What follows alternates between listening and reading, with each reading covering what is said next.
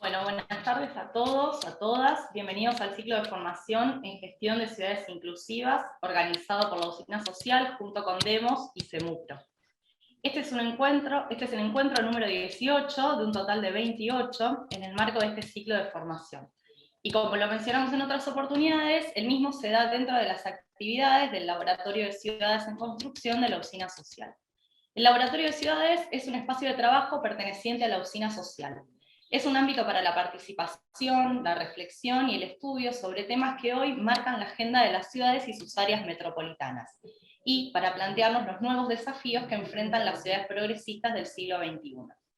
Desde ya los invitamos a participar de sus comisiones de trabajo y a conocer los alcances de lo que hacemos, contactándose con nosotros a través de nuestra página web www.lausinasocial.org. La Usina Social es una organización sin fines de lucro creada por nuestro querido Miguel Lifshitz sobre fines de 2019. Es un espacio abierto de encuentro, de participación ciudadana, orientado a la producción de proyectos innovadores y transformadores de la sociedad. En este espacio promovemos el trabajo colaborativo y colectivo para encontrar soluciones a las problemáticas de interés común que nos demanda la coyuntura y a la vez un ámbito para pensar y construir el futuro, con una clara visión progresista, moderna, ecológica, igualitaria e inclusiva. Desde hace unos meses, Clara García asumió la presidencia de nuestra institución para profundizar el legado y la tarea de Miguel. Y en ese camino estamos, aportando nuestro espacio para la discusión y el debate, para estudiar nuevas propuestas y levantar nuestra voz en la defensa de la salud, la cultura, el trabajo, la educación y los derechos de las personas que menos tienen. Les agradecemos a todos su apoyo, acompañamiento y participación en cada una de las acciones que proponemos. En particular a los asistentes de este ciclo por confiar en nosotros, a los docentes que lo hacen de modo desinteresado, y a todos los miembros del equipo de la Usina Social que está detrás de esta escena, y en cada detalle para que todo salga como se espera. Respecto a este ciclo, comenzamos este ciclo de formación hablando de los problemas y desafíos que enfrentan las ciudades del siglo XXI, asociados fundamentalmente a su proceso de crecimiento, avance, expansión, densificación y dispersión urbana. En este marco planteamos algunas de sus consecuencias negativas más visibles en territorios fragmentados, problemas de acceso al suelo y a la vivienda, falta de conectividad y accesibilidad, falta de espacios públicos, infraestructuras y servicios, efectos adversos sobre el ambiente, inequidades, vulnerabilidades, disputas por territorio, inseguridad y violencias urbanas. Tuvimos oportunidad de ver también que los gobiernos locales tienen las herramientas que les permiten la cercanía con el vecino y el territorio, y que son estas herramientas las que mejor lo posicionan para encarar los desafíos de cara al futuro. En este marco, nuestros primeros encuentros estuvieron dirigidos a abordar las problemáticas de la planificación, la participación ciudadana y la gobernanza. Hablamos también de federalismo fiscal, de seguridad pública, de áreas metropolitanas y de internalización de las ciudades, como temas que marcan los desafíos de los tiempos por venir. En el segundo módulo nos concentramos en las...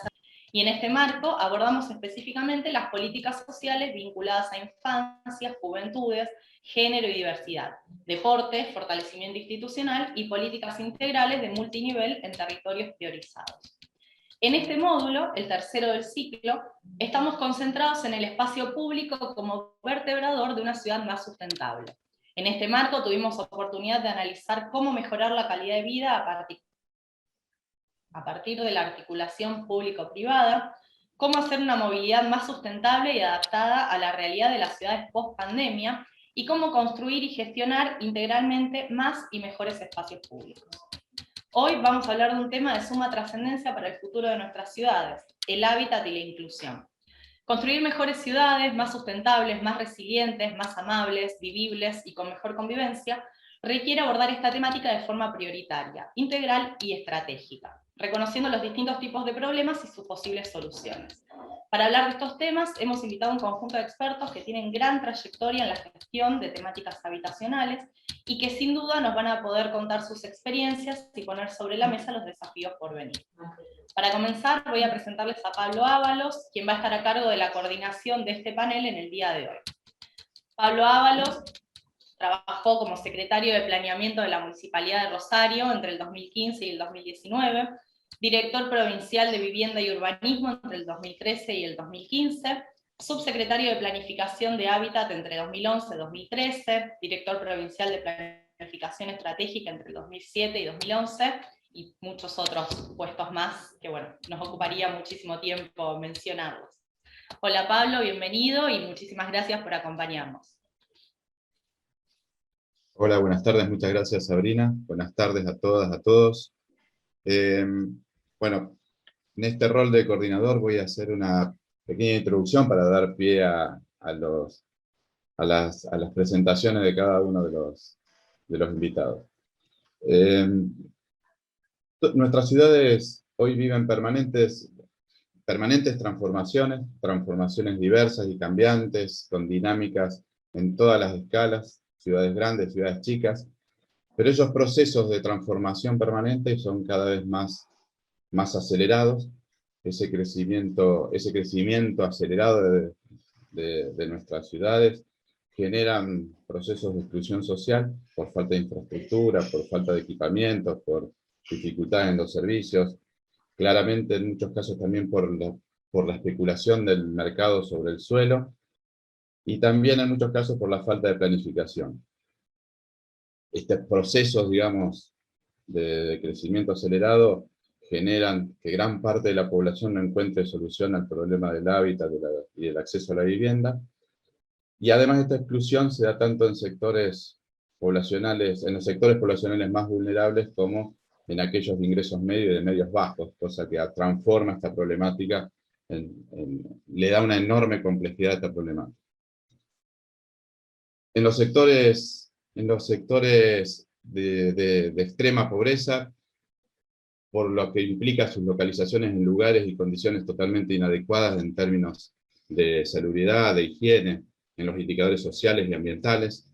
En los sectores de ingreso medio y medio bajo, con problemas de acceso a la tierra urbanizada, pero que en muchos casos tienen capacidad de pago regular o posibilidades de búsqueda de soluciones, tienen enormes barreras en lo que hace al mercado inmobiliario o financiero para acceder a esas soluciones. Y en muchos casos también sectores de ingresos medios altos, que sí tienen posibilidades de acceso a suelo urbanizado, con las condiciones que el mercado les impone y con los precios que el mercado les impone, generan procesos de grandes expansiones en las ciudades, con los impactos que eso significa sobre el territorio, ¿no? Procesos no articulados, muchas veces no planificados, con después consecuencias en lo que hace al funcionamiento de las ciudades, por sus dificultades de acceso, por su falta de servicios, por las faltas de infraestructuras, y fundamentalmente, y en esto también la exclusión, que implica desde lo social, la falta de integración en esas grandes ciudades. Bueno, claramente el problema es complejísimo, y en la búsqueda permanente de soluciones que desde el Estado se da, los invitamos a compartir las experiencias de los modelos desarrollados en la provincia de Santa Fe y en la ciudad de Rosario de Santa Fe, experiencias diversas, innovadoras y muy transformadoras del hábitat, que se vienen dando durante muchos años en estas ciudades y en la provincia, y que, al menos a mi manera de ver, son modelos a replicar en muchas otras ciudades. Para dar inicio a estas charlas, lo voy a presentar al ingeniero Raúl Álvarez. Vamos a escuchar primero su presentación. Raúl Álvarez es agrimensor e ingeniero civil, graduado en la Facultad de Ciencias Exactas, Ingeniería y Agrimensura de la Universidad Nacional de Rosario. Desde agosto de 1966 hasta diciembre de 2005, y hasta diciembre de 2019, fue director general de Topografía y Catastro. En la actualidad es director general de Topografía y Catastro de la Municipalidad de Rosario. Desde diciembre del 2005 al 2011 fue subsecretario de Planeamiento de la Municipalidad de Rosario. Entre el 2008 y 2011, y desde 2016 al 2019, fue integrante del cuerpo designado por el Poder Ejecutivo Provincial en representación de los municipios de la Junta Central de Evaluaciones de la provincia de Santa Fe. Del 2012 a mediados de 2012 fue director general del Servicio Público de la Vivienda, y desde mediados de 2012 a diciembre del 2017 fue presidente del directorio del Servicio Público de la Vivienda y el Hábitat. un ente autárquico de la Municipalidad de Rosario. Del 2014 al 2017 fue coordinador de la Comisión del Hábitat y Asentamientos Irregulares del Consejo Económico y Social de la Ciudad de Rosario. Del 17 al 2019 fue secretario de Obras Públicas de la Municipalidad de Rosario. Y del 2016 al 2019 presidente del directorio del Colegio de Profesionales de Agrimensura. Del 21 a la fecha es representante del Colegio de Profesionales de la Agrimensura en el Comité Regional Centro de la Mesa Intersectorial de Políticas del Suelo, del Ministerio de Desarrollo Social de la Nación. Como verán, una extensa trayectoria en estos temas, así que le damos la palabra a Raúl para que nos cuente la experiencia de Rosario. Bueno, muchas gracias Pablo, buenas tardes a todos, un gusto de poder participar de estas charlas en una temática que realmente es, además de interesante, desde el tema de buscarle soluciones a las ciudades, sumamente apasionante porque genera justamente un cúmulo de situaciones convergentes que hay que resolver y además tener en cuenta para buscar soluciones adecuadas, ¿no? Pablo, vos ya adelantaste un poco la situación que implica la diferencia que el problema habitacional tiene respecto de los distintos sectores socioeconómicos que conforman las ciudades. La idea es inicialmente hablar de que por mucho tiempo se habló de vivienda, recién vos comentabas que yo fui presidente del Servicio Público de la Vivienda de la ciudad de Rosario, y ese nombre no es casual. El Servicio Público de la Vivienda va a cumplir, creo que este año, 70 años de vida, y nació en una época en que la vivienda era un eje de las políticas en ese sentido por parte del Estado. Pero en los últimos tiempos cobró vida y justamente la presencia acá de Gustavo Leone da un marco bastante adecuado al tema, es el hábitat como una medida mucho más importante de la problemática social en la cual está incluida la vivienda. Ya no se toma más la vivienda como un problema individual, sino en el marco de una situación de hábitat que hay que resolver en su conjunto y que está formada por muchos elementos, y uno de ellos justamente es la vivienda, ¿no? Y ahí aparece la creación de la Subsecretaría de Estado del Hábitat en la provincia de Santa Fe, en la cual Gustavo fue su titular, y en la Municipalidad de Rosario muta el nombre del Servicio Público de Vivienda y se le agrega el concepto de hábitat a su designación. Eso tiene que ver justamente con esa nueva forma de ver la realidad de la problemática, ¿no? Como decías vos, Pablo, los sectores medios tienen una solución que, a mi modo de ver, y creo que es la adecuada, y así se ha entendido a veces desde las políticas públicas, requiere justamente de la acción crediticia, ¿no? Yo creo que en los años 70, 80, se tomó justamente, hablando del tema de la vivienda como cuestión individual, soluciones habitacionales que se tradujeron en los famosos y perdurables planes FONAVI, programas FONAVI, que realmente nacieron como una solución para sectores medios y hoy son una problemática difícil de manejar, y ustedes en la Secretaría de Hábitat, y Gustavo seguramente nos hablará de ellos, han extremado las políticas públicas para tratar de mejorar la situación del hábitat dentro de esos complejos de vivienda que se desarrollaron en la periferia de las ciudades, contrariando lo que sería una lógica del desarrollo de la ciudad. Acá en la ciudad de Rosario, en todos los sectores periféricos a la avenida Circunvalación, en esa época todavía en vías de desarrollo, y que después se transformaron prácticamente en algunos guetos con dificultades de convivencia, con dificultades de planificación en cuanto a la forma en que esos monumentales conjuntos se desarrollaban, y fundamentalmente porque además dejaron de lado un concepto fundamental y clave para el futuro de lo que es una solución habitacional, que es la regularización dominial.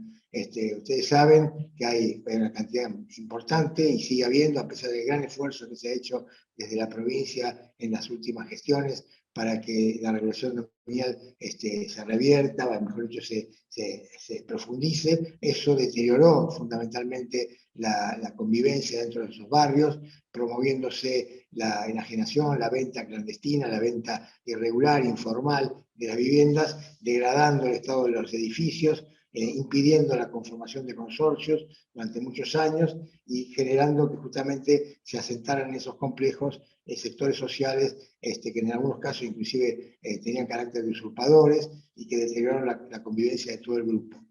Eso sería una solución no deseable, sino que hoy por hoy creo que con algunos planes que inclusive el gobierno nacional ha llevado adelante en algunos casos, como el Procrear, que han sido soluciones adecuadas para la clase media, dándoles créditos lo suficientemente aptos desde el punto de vista económico como para que sean afrontados por sectores sociales de mediano y bajo recurso, con capacidad de pago. Sabemos que justamente lo que diferencia a esos sectores medios de los sectores de bajos recursos, de los cuales vamos a hablar ahora, es justamente su capacidad de pago. Después, justamente, seguramente, Gustavo nos va a hablar de los planes que la provincia puso en marcha para justamente apuntar a esos sectores medios que tenían la capacidad de pago y que podían realmente aspirar a su vivienda siempre y cuando el Estado les garantizara una cuota lógica en la devolución de ese préstamo que el Estado le proveía o que alguna entidad privada podía apuntar a entregarlo.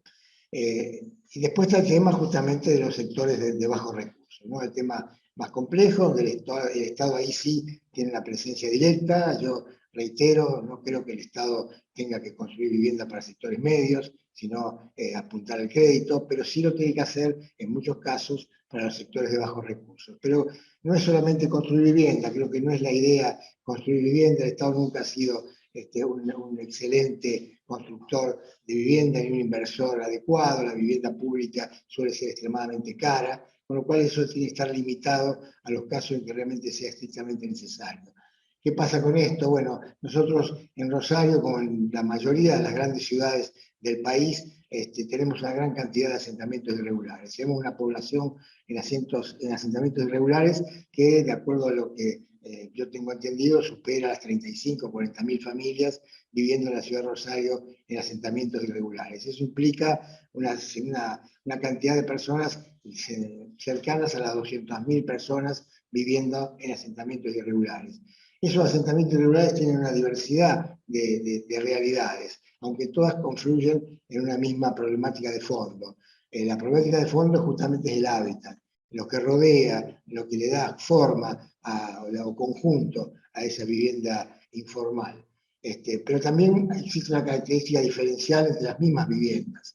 En esos asentamientos tenemos viviendas mejorables, tenemos viviendas que son reemplazables y tenemos viviendas que necesariamente son relocalizables o deben ser relocalizables.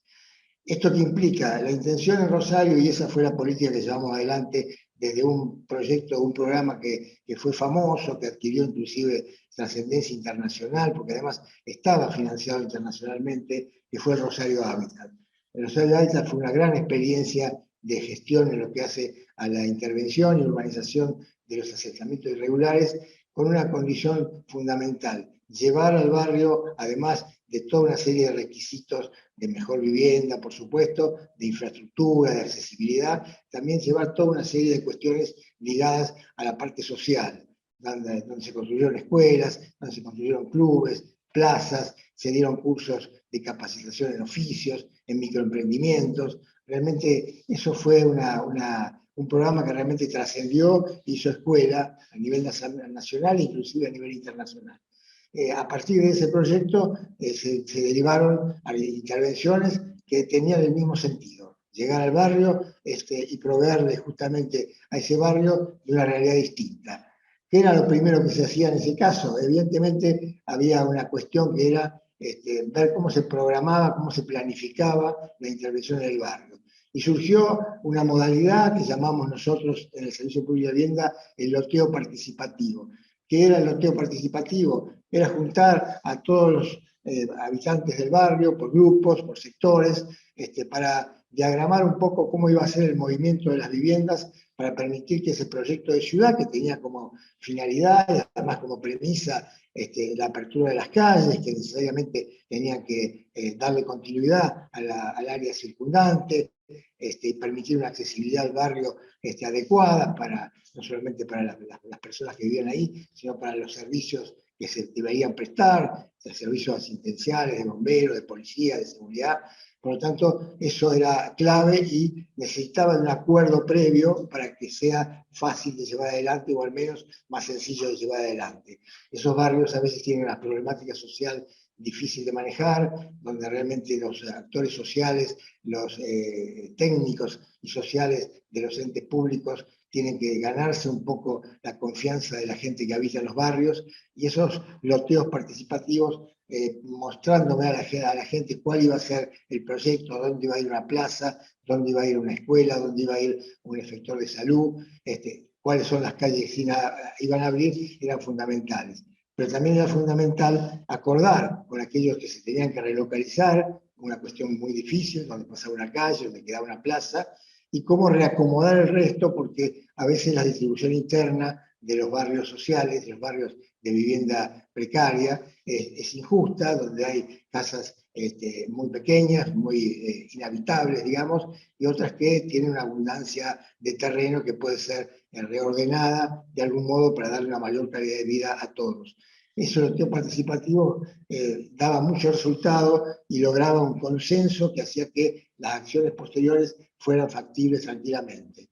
La urbanización en el sitio, bueno, por supuesto, como decíamos recién, requiere justamente la llegada de una serie de servicios de infraestructura, de conectividad, de servicios también que hacen al servicio domiciliario, no solamente de la infraestructura pública, como son las calles, los desagües, sino también la energía eléctrica, la cloaca, todas cuestiones que el barrio requiere para vivir realmente de una manera distinta. Pero además, realmente se hace necesario generar condiciones en el barrio para que la relocalización que sea necesaria de las viviendas, que por estar intrusando espacios que son necesarios para otros usos, como les decía, las calles o los parques, sea realizada de la mejor manera posible. Entonces, en ese sentido, creo que es muy importante plantear dos temas que son relativos al origen del barrio, o sea, la localización original del barrio, y a la situación de destino de esas viviendas, de esas familias que se van a relocalizar. En esto queremos hacer mucho hincapié porque es muy importante. Por un lado, tenemos la necesidad de evitar un hecho que genera generalmente conflictos a futuro, y a veces en un futuro bastante cercano, que es evitar fundamentalmente el desarraigo. El desarraigo es algo que hay que evitar de todos modos, porque la tendencia del Estado cuando construye algunas viviendas es buscar espacios accesibles por la parte económica, tratando de buscar tierras que estén disponibles en sectores que a veces desde el punto de vista del urbanismo y fundamentalmente desde el punto de vista de la distancia, del desarraigo que generan respecto a las familias que tienen que ser trasladadas, provocan un problema social que a veces redunda en una peor calidad de vida en la gente que va a vivir en una casa mejor, pero que en un entorno social, no por el entorno mismo, sino por su misma realidad social, difícil de afrontar. Tenemos que tener en cuenta que cuando la persona vive en un barrio popular, como se suele llamar ahora, tiene a su alrededor familia, tiene a su alrededor efectores de salud, tiene a su alrededor escuela, tiene a su alrededor una serie de condiciones, trabajo inclusive en las mediaciones del barrio, falta no necesidad de trasladarse para llegar justamente a todos esos condicionamientos de su vida que pierde cuando se traslada a un barrio lejano. Ese es un tema clave para tener en cuenta. Y la otra, por supuesto, es hacia dónde se los redirige, qué va a pasar en ese nuevo barrio. La idea es no volver a repetir los errores de los años 80 y volver a guetos de viviendas sociales que generan a veces un traslado de la dificultad de convivencia a un barrio con viviendas más más presentables, digamos, o con servicios un poco más completos o completos, porque generalmente se reiteran las situaciones de conflicto que había en el punto de origen. Así que lo que apuntamos es a tratar de relocalizar esas familias en la menor medida posible. El Plan Rosario Hábitat tenía inclusive un porcentaje máximo de viviendas a relocalizar en el marco del crédito internacional que lo financió, era un 30% de viviendas que se podían relocalizar. Por supuesto que a priori no se puede establecer exactamente la cantidad promedio de viviendas, la cantidad de viviendas que van a relocalizarse, pero la idea es que no superen ese porcentaje, y que la mayoría del barrio pueda seguir, la familia del barrio pueda seguir viviendo en su lugar de origen, ¿no? En este sentido, creo que hay que ver también cómo se produce esa relocalización. A veces no es posible trasladarlas a un barrio nuevo porque no da la posibilidad de conseguir viviendas cercanas. Eso a veces genera conflictos inmediatamente entre las familias del barrio. Por lo tanto, existen algunas situaciones que pueden llegar a contemplarse. Una de ellas, que la hemos puesto en práctica en Rosario en muchos casos, son los alquileres de carácter temporario, para paliar ese tiempo entre la construcción o el encuentro o el hecho de conseguir esa nueva localización para las familias y el momento en que necesitamos intervenir en el barrio, ¿no? Para que ese traslado no implique necesariamente una demora en la intervención en el barrio. Eso ha dado buen resultado, las familias se han relocalizado transitoriamente en viviendas de alquiler para después trasladarse finalmente a su vivienda definitiva. El tema del alquiler, el tema del comodato, es algo que en la Argentina, como en todos los países latinos, es bastante poco usado como solución definitiva a la vivienda, ¿no? Tenemos un concepto de la vivienda como propiedad, y esto va especialmente para los sectores medios, ¿no? Cuando hablamos de sectores que buscan su vivienda propia o solucionar su problema de vivienda, generalmente hablamos de propiedad. O sea, el que alquila, en general, alquila como una etapa transitoria a obtener su vivienda propia. Cosa que no pasa en otros países, donde por ahí el suelo es muy caro, la vivienda es muy cara. En Inglaterra, por ejemplo, para los sectores medios estoy hablando, la vivienda alquilada o el comodato es una solución bastante común, y acá en la Argentina tenemos algunas soluciones en ese sentido, inclusive el nuevo derecho real de superficie también genera una solución habitacional tanto para vivienda de sectores medios como de bajos recursos, que podría ser utilizada si ese concepto que tenemos arraigado de la vivienda propia, pero la propiedad de la vivienda fuese factible de ser de alguna manera reacomodado, ¿no? Por lo tanto, bueno, ese es un concepto de la posibilidad de un alquiler temporario que es bastante apropiado. El otro mecanismo que hemos utilizado es el de el subsidio para la adquisición de una vivienda de modo monitoreado, o sea, el garantizar al Estado que ese subsidio que se le entrega a la familia sea utilizado para la compra de una vivienda, que necesariamente tiene que ser una vivienda que sea escriturable, y no hablo de una vivienda escriturada, hablo de una vivienda escriturable.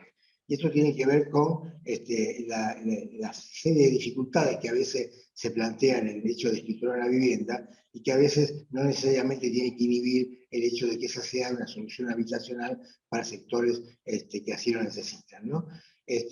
Y además, bueno, la idea que decíamos recién de la relocalización a sitios adecuados tiene que ver con, como les decía, y me interrumpí en eso, no repetir los errores de los guetos del barrio Fonavi de los años 80. ¿Y cuál es la idea en ese sentido? Y la idea es tomar parcelas menores, parcelas que estén, si es posible, rodeadas de sectores sociales de otras características, sectores sociales que puedan generarle a estos sectores que tienen una situación socioeconómica con mayores dificultades, lo que llamamos, o lo que suele llamarse en el ámbito jurídico, las relaciones de jerarquía, ¿no? O sea, la idea de que mixturando sectores sociales de menor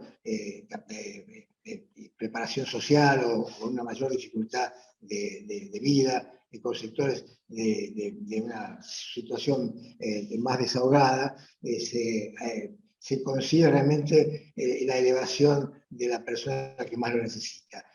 Por lo tanto, la política que siempre impulsamos desde el municipio es tratar de hacer barrios más pequeños, en terrenos integrados a otros sectores sociales, con no más de 20, 30 viviendas, compartiendo ese espacio, tratando de disociar esos núcleos de conflicto que había en los barrios, siempre hablando de los casos que necesariamente deben relocalizarse, por supuesto, ¿no?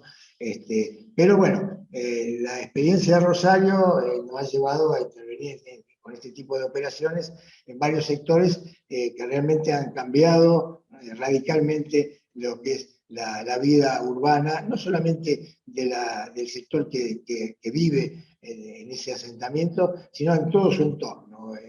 Muchas veces hemos recibido en el Servicio Público de la Vivienda y en la municipalidad el pedido de los sectores que rodean a esos barrios populares para que se intervengan, no para que se relocalicen, entendamos bien esto.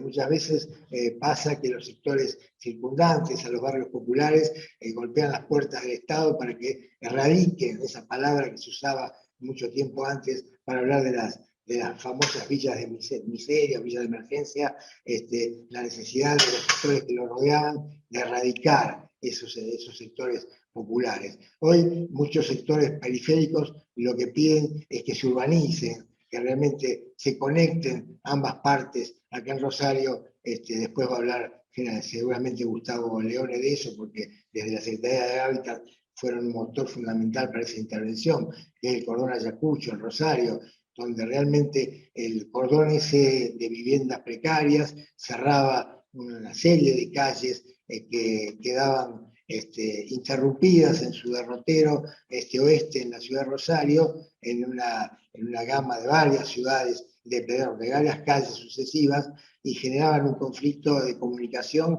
entre los barrios formales a uno y a otro lado del cordón Ayacucho.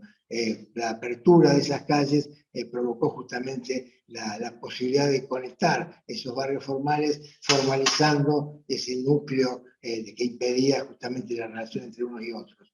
Lo mismo nos pasó en el barrio industrial, donde los vecinos nos pedían, por favor, que abriéramos las calles, que conectáramos, que de alguna manera integráramos a ese barrio popular al barrio periférico de carácter formal. Las intervenciones que se han llevado en Rosario, por ejemplo, en Barrio Cerámica, en el norte de Rosario, bueno, con el Rosario Hábitat, por supuesto, el barrio que denominamos inicialmente La Lata y que pasó a ser el barrio Corrientes, el barrio Itatí, el barrio Molino Blanco, son todas intervenciones del Servicio Público de la Vivienda a través del Rosario Hábitat, y después intervenciones que se han hecho fundamentalmente con financiamiento nacional o provincial en barrios como Industrial, como les decía antes, Cerámica, como también les comentaba, realmente barrios que han cambiado radicalmente. Y en esto, fundamentalmente, la necesidad de que el Estado actúe integralmente. No se puede tomar el problema de la vivienda como un problema individual de un sector del Estado, ni siquiera del Estado en sí mismo, sino también con la presencia del privado apoyando esa iniciativa, como seguramente lo va a contar Gustavo por las experiencias que se han hecho desde la Secretaría de Hábitat. ¿Y qué queremos decir con esto? Que evidentemente algo que dijo recién una de las personas que me precedieron en la palabra, realmente la idea de que el Estado nacional intervenga en los problemas locales es muy difícil de llevar adelante. Yo creo que el gobierno local es el que tiene que llevar adelante justamente la gestión de estos barrios, la gestión del hábitat y la vivienda, porque es el que planifica a través del urbanismo cómo debe ser la ciudad y el que tiene el contacto estrecho con la gente. Por lo tanto, la intervención tiene que ser evidentemente compartida por los tres estados y a veces también por el privado, como les decía recién, pero el Estado Nacional tiene que fundamentalmente financiar la intervención, el Estado Provincial tiene que colaborar justamente con ese financiamiento en la medida de lo posible, pero además el Estado Provincial tiene la necesidad de proveer los servicios de infraestructura, no nos olvidemos que dependen del Estado Provincial las empresas proveedoras de servicios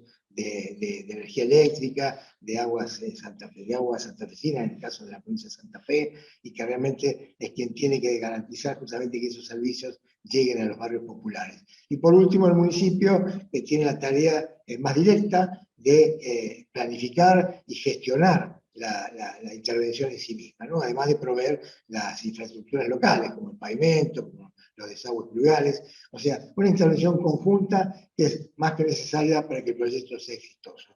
Así que creo que eso es lo que realmente debe ser lo que impulse y lo que guíe el accionar de las ciudades en esta temática. Y fundamentalmente respetando un poco lo que decía Pablo, el desarrollo urbano que se planifica. Una ciudad planificada, la Santa Fe lo ha tenido, y la ciudad de Rosario también, con su plan urbano. Realmente la necesidad de que las intervenciones, especialmente en lo que hace a relocalizaciones, estén de acuerdo a lo que es el desarrollo que la planificación urbana está prevé para la ciudad, es fundamental para que esa extensión del área urbana se dé en forma lógica, prevista, y que no constituya a futuro un problema grave. Tenemos que evitar que las soluciones de hoy sean problemas para mañana, porque realmente de eso ya tenemos más que suficiente. Así que muchísimas gracias.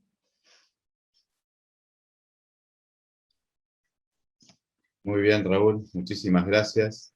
Muy clara la presentación.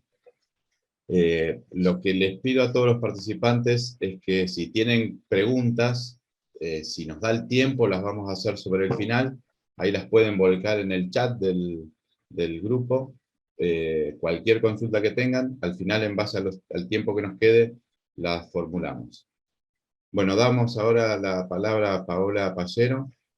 Paola Pallero es abogada, especialista en Derecho Administrativo y Gestión Pública.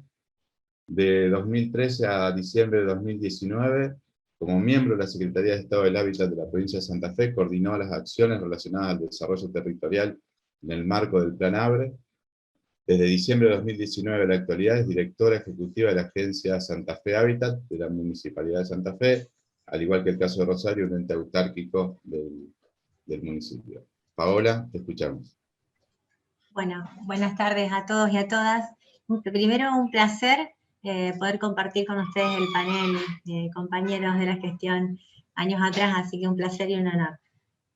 Nosotros desde acá preparamos una presentación para hacerlo un poco más claro, para tener un diagnóstico, para mostrar primero un diagnóstico de la ciudad de Santa Fe actual, y después cómo estamos encarando esta nueva gestión en el plan de gobierno del Integral.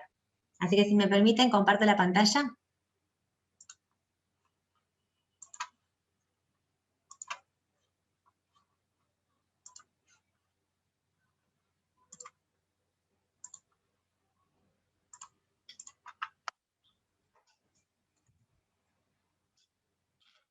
Bueno, hoy voy a hablar un poco de las políticas de la Agencia de Hábitat, cómo están enmarcadas en el Plan Integral en la ciudad de Santa Fe. Primero mostrando por qué avanzamos con este Plan Integral. Llamamos Plan Integral al plan que sería como cercano al Plan ABRE que veníamos trabajando en provincia. Pero primero, hablar un poco del diagnóstico de la ciudad de Santa Fe que nos encontramos, donde tenemos una ciudad totalmente fragmentada y sin cohesión social. Por eso nos encontramos con los mayores índices tanto de hacinamiento, de homicidio, de inseguridad y de necesidades básicas insatisfechas en el sector noroeste de la ciudad como en el distrito de la costa. Y la falta de servicios básicos, de que más del 50% de la ciudad hoy no posee. Ahí vemos superpuesto el mapa de las necesidades básicas insatisfechas y el mapeo de los barrios populares del RENAVAP. Como también mencionaba Raúl, digamos, los asentamientos urbanos informales en la ciudad de Santa Fe son 53, censados por la ley de RENAVAP, y hoy se está ampliando a 57 barrios. Son barrios en donde carecen de la infraestructura necesaria, de los servicios básicos, tales como el agua, la accesibilidad, la conectividad, el alumbrado público, y sobre todo la regularización dominal. Por eso nosotros trabajamos fuerte desde que ahora en la gestión de la Intendencia actual en el Plan Integral.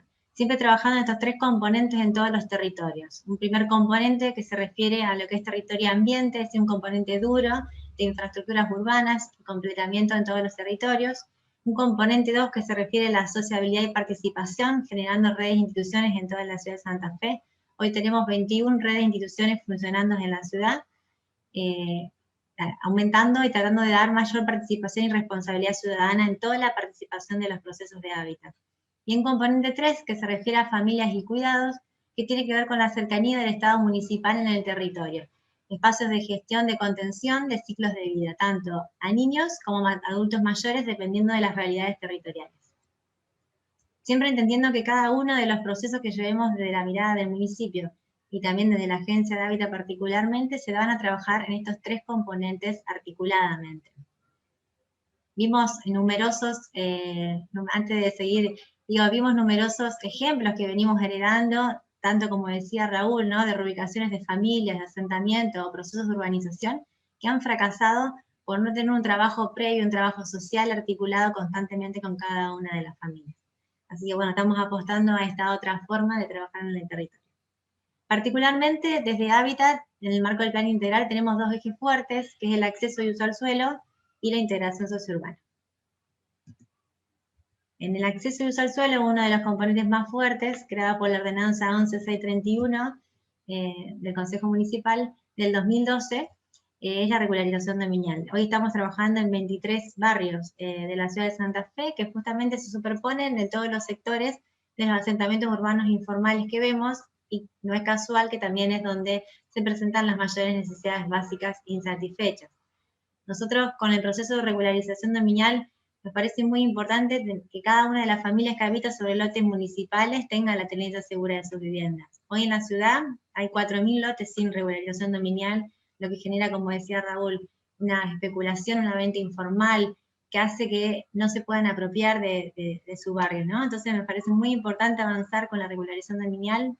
Firmamos convenios con los colegios para darle mayor institucionalidad, transparencia y eficacia al proceso. Así que bueno, venimos trabajando fuerte. Tenemos, a pesar de la pandemia, 300 legajos de escrituración y 140 escrituras ya entregadas en lo que va de este año. En relación al acceso y uso del suelo, venimos trabajando, primero hago un paréntesis, en la ciudad de Santa Fe también no tenemos suelo vacante, solamente es el 6% en toda la ciudad, que corresponde al Estado nacional, provincial y muy poco municipal, de los cuales, lo que ven en amarillo es un barrio que es Liceo Norte, que estaba encuadrado en Mi Tierra, Mi Casa, que bueno, después Gustavo seguramente va a explicar mejor. Y bueno, estamos trabajando con fondos nacionales para poder tener 132 lotes con servicios en el Liceo Norte, buscando la consolidación de todo el entorno del barrio. Bueno, y ante la carencia de acceso al suelo que hay en la ciudad de Santa Fe, estamos trabajando en proyectos de ordenanza, de acuerdos públicos, primero declaración de zona de interés social, y acuerdos públicos privados en el sector de la ciudad, que es el sector noroeste, hacia la circunvalación, debido a que estamos ejecutando hoy en día una gran obra que es Camino Viejo Esperanza Menchaca, que atraviesa el noroeste de la ciudad, buscando que la ciudad empiece a tener una cohesión social y una integración urbana. Esto lo que va a hacer es va a aumentar el valor del suelo. Con este proyecto de ordenanza nosotros nos vamos a adelantar a la especulación inmobiliaria y vamos a poder obtener por la plusvalía urbana mayor suelo para urbanizar.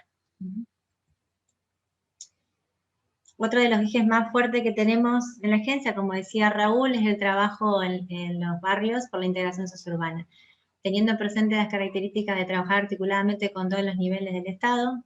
Hoy estamos trabajando con fondos internacionales, nacionales, en la integración de los asentamientos urbanos informales, y siempre trabajando coordinadamente con las redes de instituciones. Es decir, cada uno de los proyectos, compartimos la mirada con Raúl, cada uno de los proyectos que venimos gestionando, lo venimos trabajando con y conjuntamente con todas las familias en el marco de las redes de instituciones del plan integral. Es decir, venimos trabajando no solamente la parte de priorización de proyectos, sino también en algunos casos pudimos avanzar en la ejecución conjuntamente con cooperativas de trabajo y con las organizaciones y vecinos del barrio. Que para nosotros es muy importante porque va generando no solamente responsabilidad ciudadana, sino también identidad barrial y apropiación de los espacios. Bueno, acá volvemos a ver el mapa que veníamos hoy viendo de todas las necesidades básicas insatisfechas que se superponen con los barrios populares, que son los que están en verde, Y en amarillos todos los barrios, los asentamientos urbanos informales que venimos trabajando en esta gestión. Lo que ven en verde señalado son los nuevos espacios públicos que se están trabajando a través también de las redes de instituciones, con fondos ya algunos municipales y otros nacionales. Bueno, acá quise detenerme un poco en uno de los ejemplos, justamente hoy firmamos los contratos de obra, es uno de los, en realidad es un proyecto integral del BIR, del Banco Internacional de Reconstrucción y Fomento de Financiamiento, pero bueno, siempre insistimos en esto, lo más importante, la mirada nuestra de Hábitat, donde vamos a intervenir, no solamente en 4 barrios de la ciudad del noroeste, pero no solamente con las obras de infraestructura y saneamiento, sino y también con la renovación de los espacios públicos y con la regularización de vial en todo el sector. También lo venimos trabajando en los 3 ejes, digamos, uno social, uno participativo y el otro de las obras de infraestructura. Esto es la parte de la consulta pública que estuvimos haciendo con los vecinos, donde muestra la participación, las sugerencias, las críticas del proyecto y las modificaciones que estuvimos haciendo en todo el año para que se acorde a las necesidades del barrio. Esto lo paso rápido porque en realidad muestra los rubros, el rubro de agua potable, de desagües domiciliarios, la red vial, cómo conecta los 4 barrios en la ciudad, siempre apuntando a la integración suburbana. Este es uno de los casos del barrio Las Ranitas, uno de los asentamientos más vulnerables de la ciudad de Santa Fe. Estamos el alumbrado público. No me detengo, bueno, y este es el Boulevard 12 de Octubre, que es una renovación y una puesta en valor de un espacio público cercano a Yapeyú, que atraviesa todo el bulevar, desde Los Negruchos hasta Hugo Watts. Pero bueno, lo que estamos mostrando acá es la integralidad a la hora de pensar la obra y los procesos de integración suburbana. Después un poco contar cómo venimos trabajando con Nación, con la CISU, con fondos nacionales, con la Secretaría de Integración Suburbana, en los distintos asentamientos, siempre repitiendo esto de la mirada integral, pero bueno, cómo venimos trabajando y la verdad que venimos consiguiendo eso de la importancia de trabajar articuladamente con todos los estados para poder llegar a tener una solución que sea en el tiempo, ¿no? Una solución que pueda realmente cambiar en la vida de los vecinos. Acá es un barrio en Los Hornos que está centrado en la ciudad de Santa Fe, que era un asentamiento donde nunca ningún estado había ingresado, y bueno, y hoy estamos llevando todos los rubros, lo que significa alumbrado público, red vial, agua potable, cloacas, espacio público y equipamiento comunitario, para trabajar con todas las familias que habitan en cada uno de los barrios. Esto lo paso un poco rápido, para no aburrir. ¿Sí? Estos son los proyectos que venimos gestionando con todas las organizaciones y los vecinos.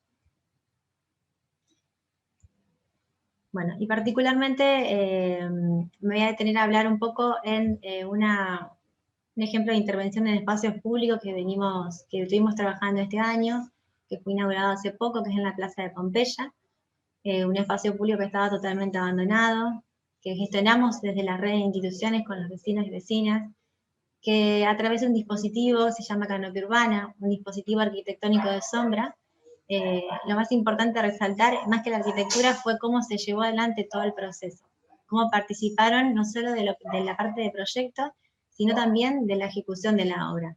Hubo talleres de tejido, que fueron sobre todo las mujeres de los barrios que fueron tejiendo todas las mallas que se incorporaron en esta canopia urbana, y la importancia de todas las cooperativas de trabajo que fueron trabajando cada uno de los rubros, tanto el pabellón deportivo como el alumbrado público, y los bancos que fueron ejecutados por las cooperativas de trabajo. Esto es lo que resalta que sobre todo en los barrios más marginados, donde había poca presencia del Estado, resalta la importancia de darle identidad barrial a los espacios públicos, la apropiación y el cuidado después, digamos, la sostenibilidad de los proyectos. Por eso hacemos mucho hincapié en el trabajo social, en el trabajo comunitario. Ahí mostrando un poco, ese era el proyecto que fuimos trabajando, y después, así encontramos, era la Plaza de Pompeya, en su estado originario, trabajo de cooperativas, y vecinos y vecinas, y después, bueno, el estado final del proyecto, que ahora lo vamos para no aburrir tanto, le vamos a mostrar un videito cortito.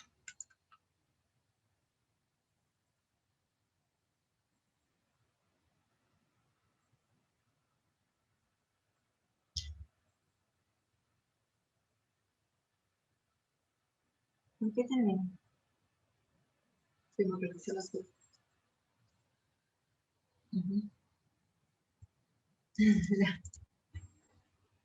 Segundo que... Ahí estamos, ahí vuelvo.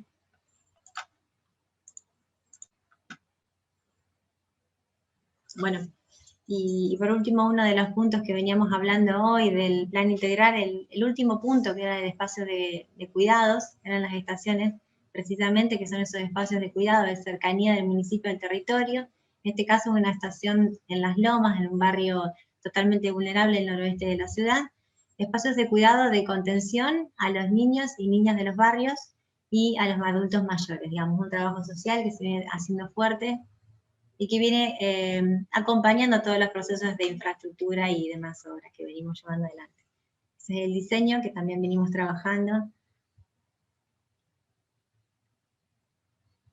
Perfecto. Bueno, esto era un poco, resumir un poco la mirada de la gestión de la ciudad, que bueno, es una gestión nueva que viene hace 1 año y medio buscando otras alternativas, sobre todo de la mirada de hábitat. Así que bueno, nos parece muy importante avanzar en esto de la democratización de la ciudad y la construcción de ciudadanía. Bueno, muchas gracias.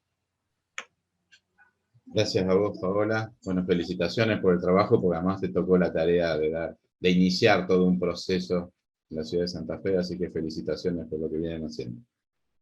Bueno, vuelvo a recordar que cualquier consulta que quieran hacer, para que después, si nos da el tiempo, hacer preguntas y pues, que contesten los expositores, las hagan a través del chat, yo las recojo y las hacemos sobre el final de las charlas. Bueno, le doy a dar la palabra ahora a Gustavo Leone.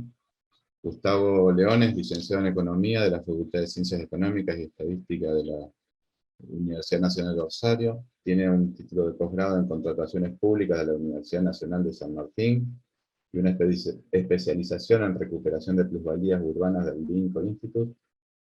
Desde el 94 ha sido docente e investigador de distintas universidades y casas de estudio. Actualmente es profesor titular de la Cátedra de Evaluación Social de Proyectos de Inversión de la Licenciatura de Economía en la Facultad de Ciencias Económicas y Estadísticas de la UNR. 25 años de experiencia laboral en distintas empresas, para luego dedicarse a la gestión pública en distintos roles y niveles del Estado. Ha sido responsable de la programación económico-financiera de la Secretaría de Hacienda de la Municipalidad de Rosario. Fue consultor del Ministerio de Economía de la Nación, coordinador general del programa de grandes aglomerados urbanos dentro del BID en la ciudad de Rosario, director general de habilitación en la ciudad de Rosario. Del 2007 al 2011 fue secretario de Servicios Públicos y Medio Ambiente de la ciudad de Rosario, presidente del ente de transporte de Rosario y de la empresa Sumar Rosario. Del 2011 al 2015, secretario de Estado del Hábitat de la provincia de Santa Fe. Del 2015 y 2019, secretario de Gobierno y coordinador de gabinete de la Municipalidad de Rosario, y actualmente es asesor de la presidencia de la Cámara de Diputados de la provincia de Santa Fe y miembro de la comisión directiva de la Usina Social. Gustavo, te escuchamos.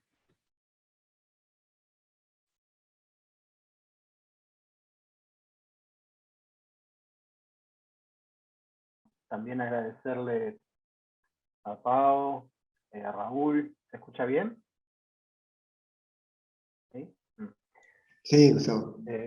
Bueno, agradecerles a todos por estar hoy acá, por sumarse, por participar.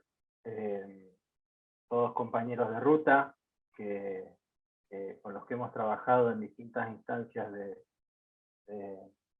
y en proyectos de gobierno, tanto en Rosario como en Santa Fe, así que bueno, muy agradecido de que hoy estemos en esta instancia.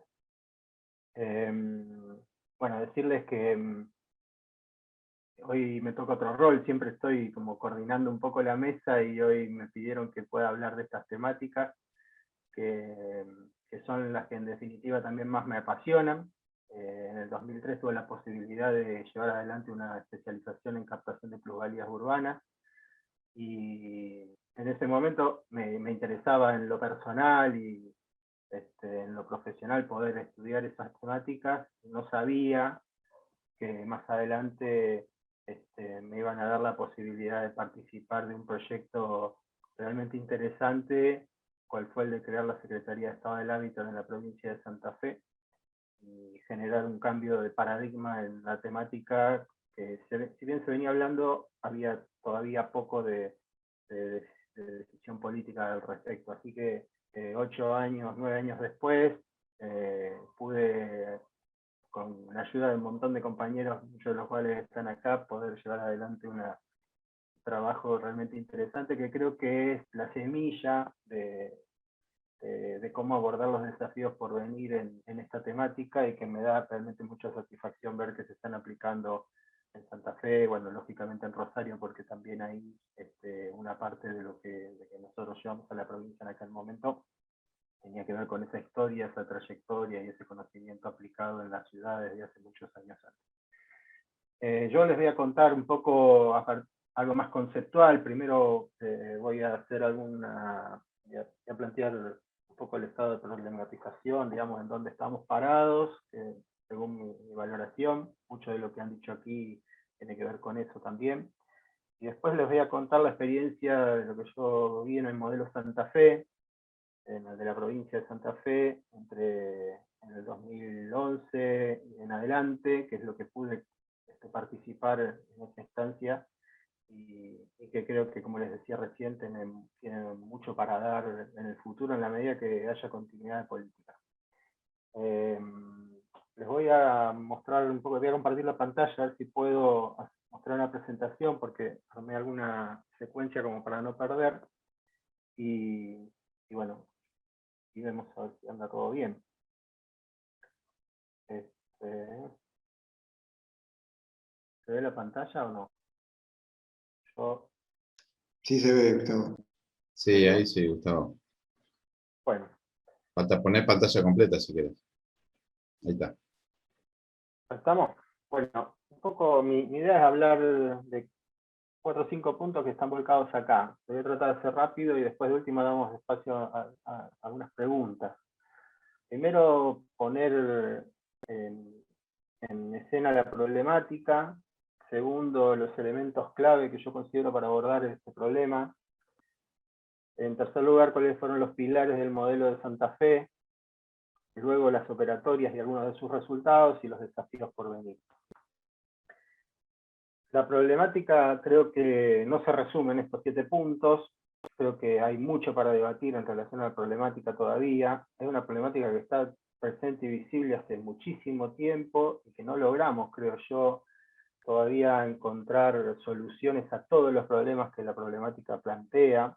Es una problemática compleja, diversa, que afecta a distintos sectores sociales, que está atravesada fuertemente por una cuestión vinculada a la pobreza, digamos, en primer término, como un indicador macro. Digo, el indicador más frío que hay es el de la pobreza. Uno dice 50% pobre, nadie termina de saber, digamos, qué implica un indicador de esas características. Bueno, pero sí, a la vuelta de la esquina en las grandes ciudades uno lo ve en el territorio. Entonces, ese indicador macro frío de un 40, de un 45, de un 50, o del número que sea en términos de no llegar a cubrir las necesidades de la canasta básica total, por ejemplo, tiene como contracara en los territorios que nosotros caminamos todos los días, indicadores visibles y concretos en la cara de las personas, de todos los que viven en lugares que son vulnerables, que están segregados, que están excluidos, que hay guetos, como decía Raúl, bueno, que en definitiva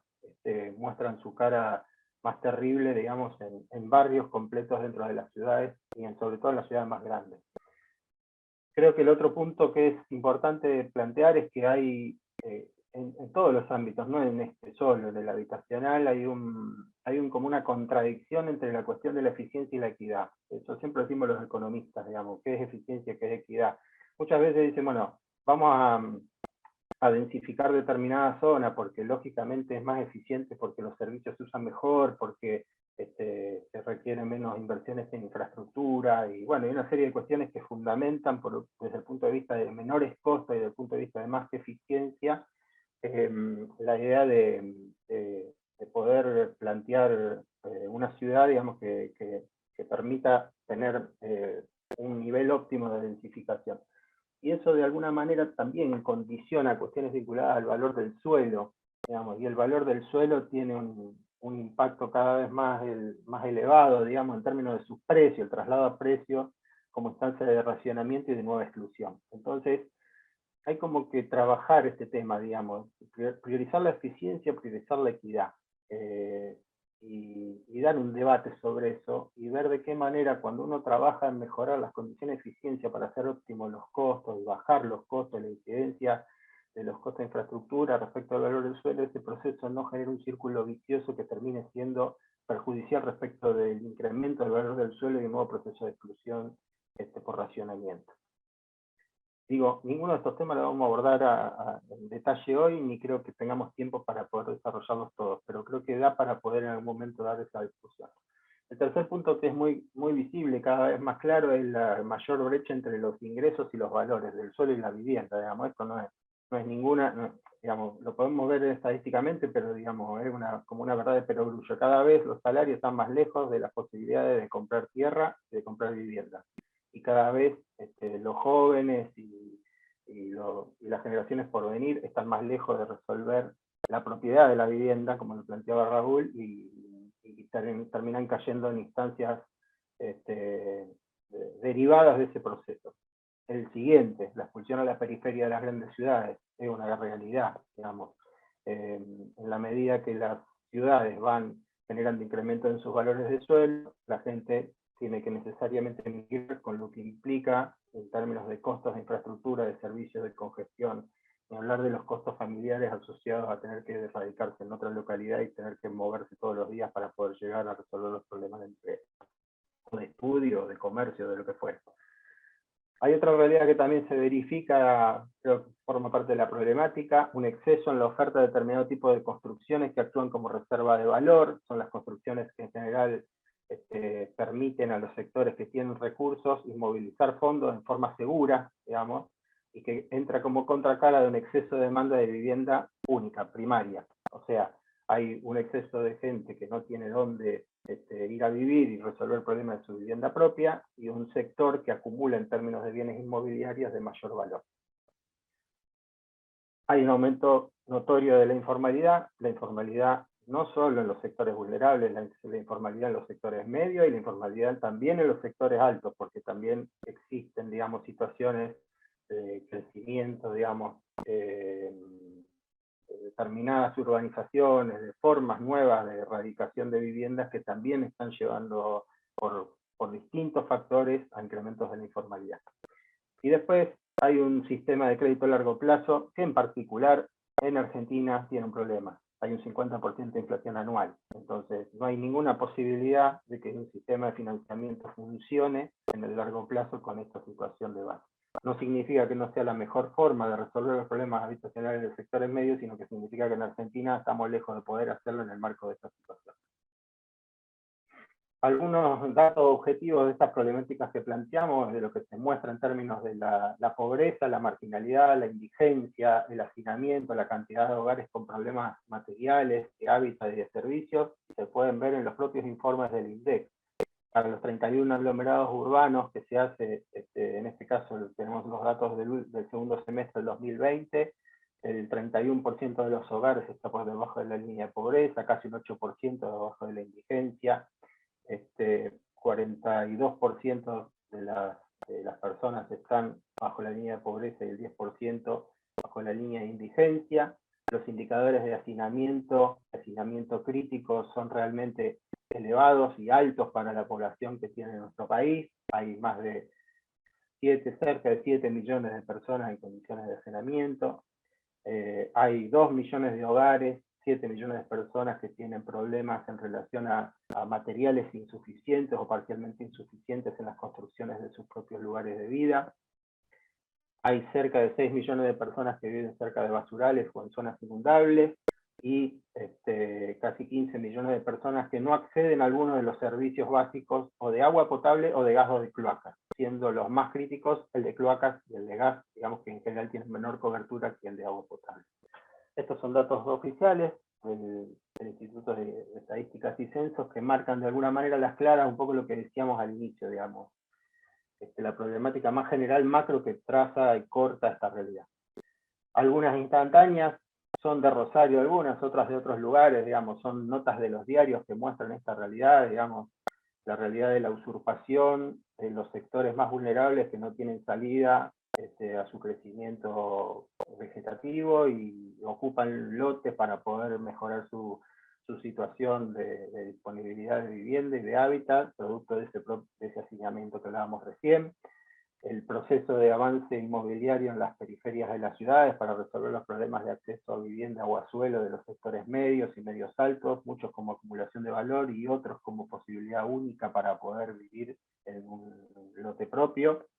Los crecimientos desequilibrados de las ciudades, zonas que se degradan y zonas que crecen en forma totalmente descompensada. La problemática de la casa propia y el descalce o la brecha entre los salarios y los valores de las propiedades, el problema del fracaso de la mecánica de actualización de los créditos, producto de la que decíamos recién, el 50% de inflación anual, que hace que sea inviable un esquema de créditos hipotecarios en las condiciones salariales que hoy tiene nuestra realidad, el crecimiento del mercado de alquileres, bueno, todas situaciones que están a la vista claras, que las tenemos visibles desde hace mucho tiempo. Estas se las puse para generar ruido nada más. Berlín vota a favor de que el Estado expropie 200.000 viviendas vacías para poder asignárselas a sus inquilinos. Berlín tiene 3 millones de habitantes y el 80%, dicen las estadísticas de ellos mismos, son inquilinos. Entonces salieron ahora con una propuesta de expropiar viviendas vacías para poder asignársela a aquellas que no tienen vivienda propia. Es simplemente para generar disrupción. Le decía hace un ratito a Pablo, si el capitalismo no nos está acostumbrando que el hecho de no tener vivienda propia sea una condición, tener que ir al mercado de alquileres o a la informalidad sea una condición y la tenemos que morfar, o hay que generar un quiebre y dar de nuevo, dar una discusión fuerte al respecto. No la vamos a resolver en esta charla. Sigo. Bien, yo creo que las claves para abordar el problema, más allá de lo que está haciendo Berlín, tiene que ver con algunas cosas de orden general que les planteo y que me parece que son las que tenemos que trabajar a futuro. La primera de ellas, y creo que es la más importante, es la de poder acordar, internalizar, compartir algunos valores a nivel general de la ciudadanía. Esto digo a nivel ciudad, a nivel provincia, a nivel nación. No estoy hablando de diferentes niveles de Estado, estoy hablando de poder encontrar una idea de que es necesario resolver en forma solidaria los problemas de la inequidad que se plantea a partir de la pobreza. En segundo lugar, que la integración para el desarrollo es necesaria para toda la comunidad, o sea, no es factible pensar en el desarrollo, en el crecimiento de una ciudad, de una provincia, de una nación en forma desequilibrada, en el cual unos crecen y los otros no. Y en términos humanos, económicos, sociales, ambientales, etcétera, en todos los términos, el desarrollo, digamos, tiene que ser una condición de toda la comunidad. Si no se condiciona el propio proceso de desarrollo. Un punto que creo que es fundamental es poder considerar la condición de hábitat digno como un problema de interés público. O sea, no creo que sea posible pensar en resolver este problema que sigue siendo un problema de algún sector o del Estado, no un problema de la sociedad en su conjunto. Abordar las inequidades y las vulnerabilidades para poder lograr entornos más seguros también es una condición. Yo siempre digo, en Rosario en particular, la ciudad, digamos, destina entre el 25 y el 30% de su presupuesto a salud pública. Una salud pública accesible, gratuita, de calidad, de nivel. Uno puede ir a atenderse o no. Si uno tiene sistema de prepaga o tiene obra social o lo que fuera, en general no va al sistema de salud público. Y el 25, el 30% de la población se atiende en un sistema de salud pública gratuito y accesible, como decíamos recién, y la población en su conjunto acepta, digamos, o ha aceptado a lo largo de los últimos 25 años, que la ciudad destina el 30% de su presupuesto a financiar un sistema de salud que no usa el 100% de la población. Aunque lo tiene disponible, no lo usa.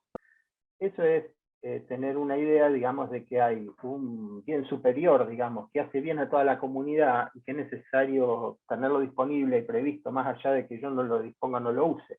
Y creo que eso es un acuerdo mínimo que tiene que ocurrir, así como ocurre en una prestación tan simbólica y tan importante como es la salud para la ciudad, es el término del hábitat, para el caso de Rosario, en el caso de Santa Fe. El otro de los puntos que creo que es fundamental es poder sostener un conjunto de innovaciones estatales y de gestión a lo largo del tiempo, que habla sobre continuidad política, que es el punto 3, pero que necesariamente tenemos que llevar adelante innovación y capacidad estatal para poder avanzar. La primera de ellas es la planificación sostenida. Nosotros no hay manera de pensar una salida del tema habitacional si no se trabaja en forma planificada y en forma sostenida. La segunda, la participación ciudadana, lo contaba Raúl y lo contaba Paola, los dos hablaron de que era un proceso participativo en conjunto con la gente. Todas las instituciones, toda la ciudadanía tiene que estar conteste de esta cuestión y tiene que participar en este proceso. La tercera es la coherencia normativa a lo largo del tiempo, que permita mostrar reglas claras, seguridad jurídica a los actores de todo el territorio, a los públicos, pero a los privados fundamentalmente, porque los necesitamos para poder abordar y resolver este problema como parte de la sociedad que somos. El otro punto es la articulación pública-privada. Es muy claro que no es un problema del Estado esto nomás. Hoy lo es, porque al resolver el problema del asentamiento irregular, lo van a buscar al gobierno que les resuelva el problema. Pero digo, no puede ser un problema del Estado nomás. Tiene que ser un problema de la sociedad en su conjunto, como decíamos al inicio. Si no, no va a haber manera ni de encararlo ni de resolverlo, porque no van a dar nunca los recursos para poder encarar una realidad de esas características. El otro punto que creo que es fundamental es la articulación multinivel y multiagencial. Ahora vamos a contar un par de ejemplos concretos de Santa Fe, que creo que son ejemplos a seguir, y que en la medida en que esto se desarrolle y se profundice, la solución está a la vista. Nosotros tenemos que dejar de pensar en términos de compartimentos estancos en los gobiernos, porque eso hace que perdamos muchísimo esfuerzo, y que no podamos lograr soluciones a los problemas que necesitamos resolver. Creo también que es necesario poder trabajar una nueva institucionalidad, que lo vamos a charlar más adelante seguro, y bueno, no tengo dudas de que tiene que haber una intervención estatal, sostenida y de escala en el mercado de la tierra y la vivienda. No tengo ninguna duda de que si no hay una definición política fuerte de intervención, con esa palabra que suena durísima, pero estatal, sostenida y de escala en el mercado de la tierra y la vivienda, no hay manera de resolver el problema. El modelo Santa Fe puso en debate el paradigma de la vivienda por el paradigma del hábitat. Y eso es lo que hablaba Raúl hace un ratito, que es una discusión, digamos, en relación a qué es lo que tenemos que resolver. La historia plantea desde hace muchos años los institutos provinciales de vivienda, los institutos nacionales de vivienda, o sea, trabajan sobre resolver una caja para una familia para que pueda tener nada más ni nada menos que su techo, un lugar para que sus hijos estudien, un lugar para vincularse, para mantener la familia. Es enorme. Ahora, no habla de las condiciones del barrio, ni de los servicios, ni del club, ni de la convivencia, ni de las infraestructuras, ni del deporte, ni de la salud, ni de la integración con otros vecinos, ni de nada. Eso es hábitat. Bueno, los paradigmas de las sociedades nuevas reclaman hábitat, no vivienda. Y es muy difícil hacer ese cambio, porque estamos acostumbrados a que las direcciones de vivienda resuelven los problemas de las viviendas para aquellos que tienen recursos posibles de pagar, acreditan ingresos en forma regular, pueden pagar una cuota bajita, como sea, pero pueden pagar algo y resolver de ese modo a partir de un sorteo de la vivienda.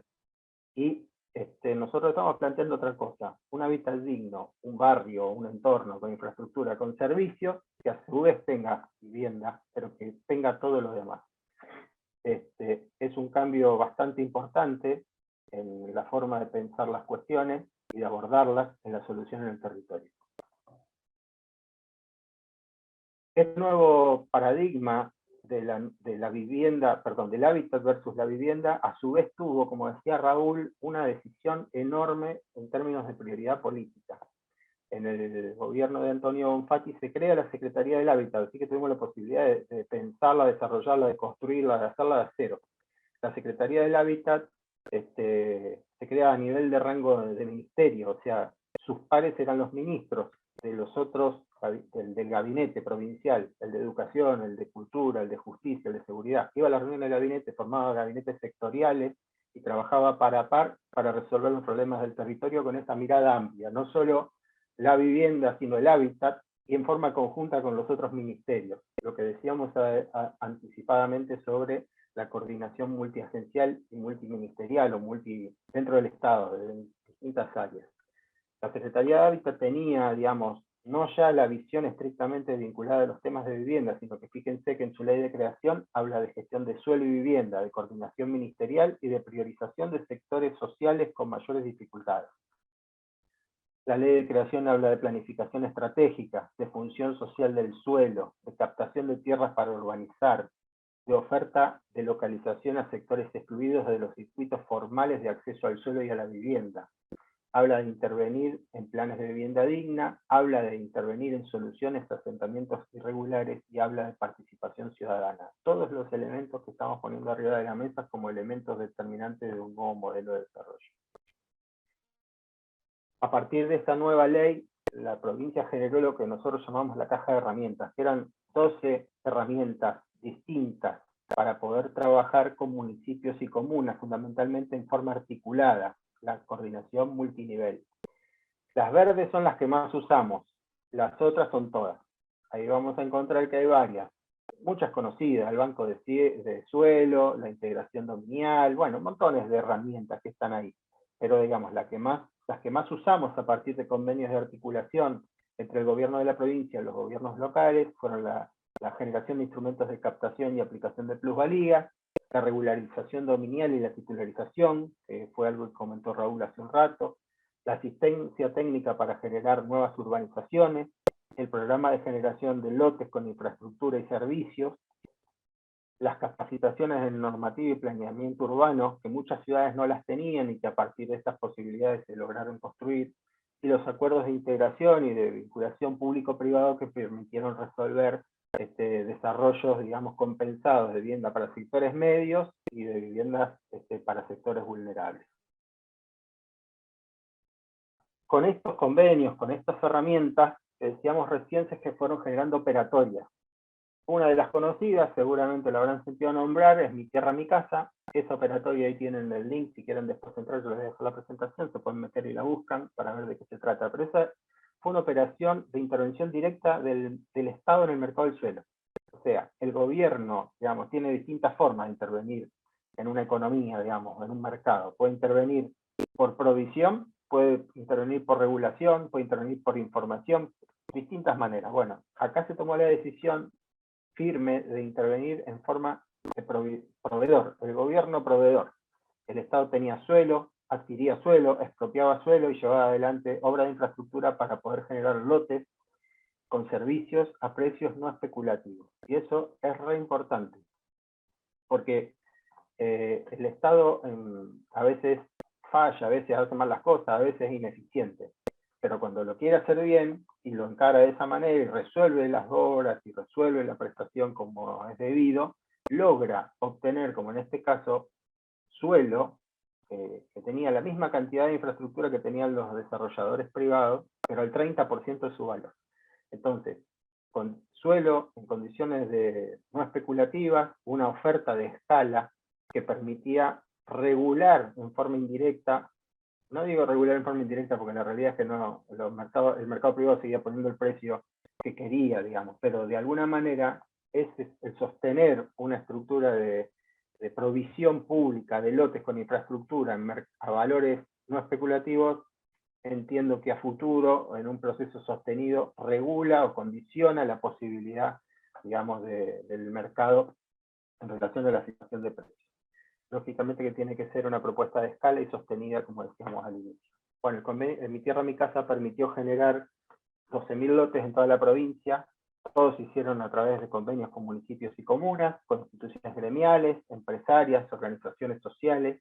Y también se logró en aquel momento algún grado de integración con el Procrear, que fue muy interesante porque justo había salido el crédito Procrear para la construcción de vivienda, y salió alguna instancia también de vinculación con el Banco Municipal de Rosario para poder generar esa segunda etapa una vez que la gente tenía el terreno.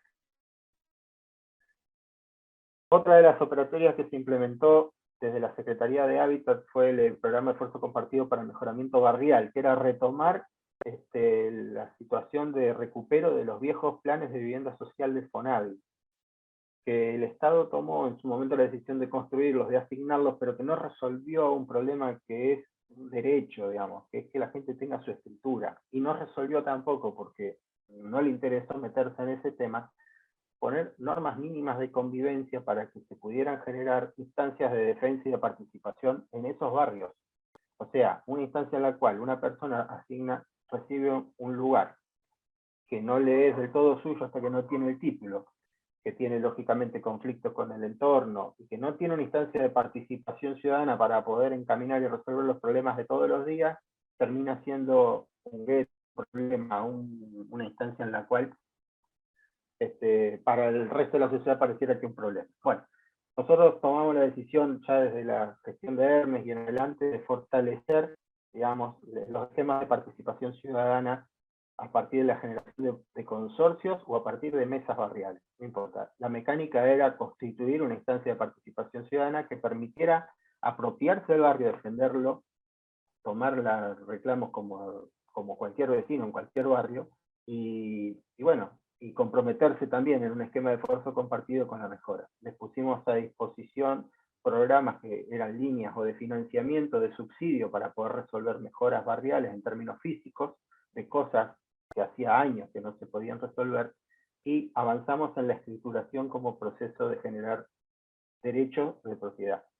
Lógicamente que hubo montones de problemas y lo sigue habiendo, pero es un proceso que en forma sostenida en el tiempo permite garantizar una apropiación por el territorio, por el barrio, un compromiso con los vecinos con su lugar, garantizar el derecho de propiedad también en definitiva, y lograr que eso, digamos, ese barrio se integre en forma urbana y en forma social al resto de la ciudad.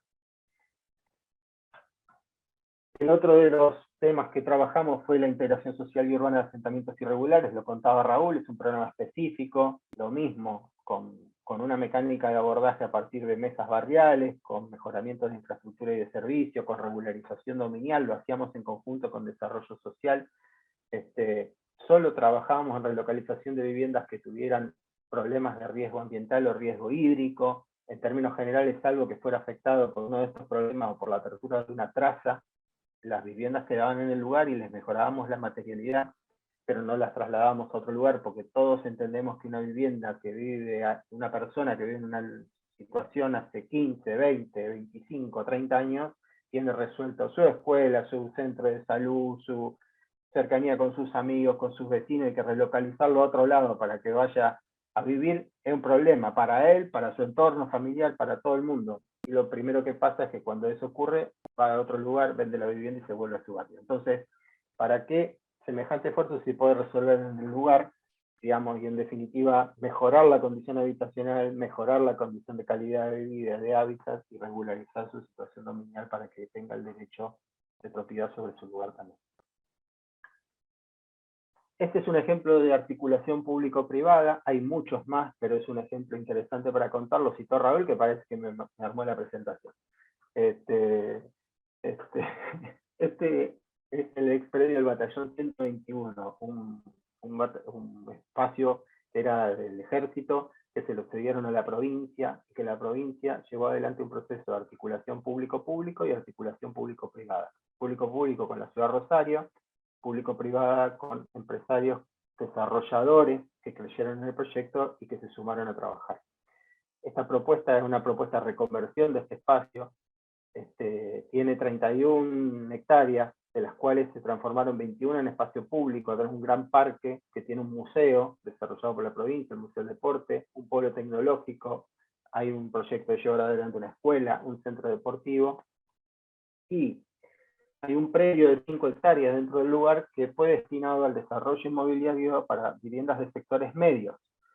Cerca de 1.500, si no recuerdo mal, viviendas para sectores medios en altura, para que desarrolladores inmobiliarios pudieran llevar adelante ese proceso. En compensación por el uso de ese suelo y la densificación asociada a la construcción de viviendas que les planteaba recién, se le planteó al urbanizador que tenía que llevar adelante un proceso de urbanización del Cordón Ayacucho, que es un asentamiento de 1.300 familias que está en el entorno barrial de este desarrollo. El proceso de urbanización del Cordón Ayacucho fue obtenido como compensación por la plusvalía urbana asociada al desarrollo de las 5 hectáreas de vivienda para sectores medios y permitió la apertura de calles y la mejora de la calificación de la vivienda de las familias que viven en el cordón Ayacucho y la construcción de viviendas para relocalizar en aquellos casos necesarios en los cuales las familias no podían quedarse en ese entorno. Es un proceso realmente interesante, vale la pena, yo no tengo mucho más tiempo ya, pero vale la pena, vale la pena estudiarlo y analizarlo, porque el trabajo conjunto entre los niveles de Estado y el sector privado se ha tenido un proyecto de desarrollo de 10 años de esta zona que es muy interesante.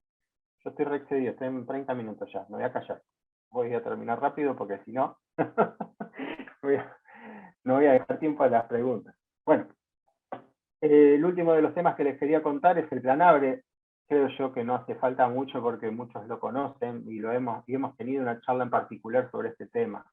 Pero sí me interesa ponerlo en escena como un dispositivo de